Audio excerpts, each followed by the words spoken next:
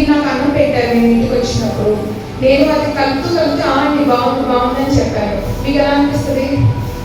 వెటకారంగా ఉంటుంది. నేను వచ్చి చూడలేదు, నేను వచ్చి చూడకుండానే బాగుందని చెప్పాను అంటే మనము దేవుని అనుభవించకుండా ఆయన ఆరాధిస్తే అది వెటకారం, దేవుడికి అది నచ్చదు. సో కాబట్టి మనం ఫస్ట్ ఒక రిలేషన్షిప్ బిల్డ్ చేసుకోవాలి, తర్వాత అనుభవించి దేవునికి ఆరాధించాలి. నక్షత్రముల సంఖ్యను ఆయన నియమించి ఉన్నాడు, వాటన్నిటికీ పేర్లు పెట్టుచున్నాడు.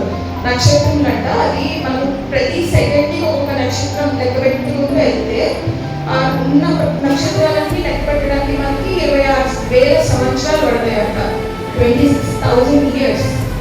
సో మన వల్ల అయితే కాదు, కానీ ఎన్ని నక్షత్రాలు ఉన్నాయో ఆయనకు తెలుసు, ఎన్ని ఉన్నాయో ఆయనకు తెలుసు. అంటే అంత గొప్ప దేవుడు, సమస్తాన్ని సృష్టించిన దేవుడు, దాన్ని బట్టి కూడా వారు ఆరాధిస్తున్నారు.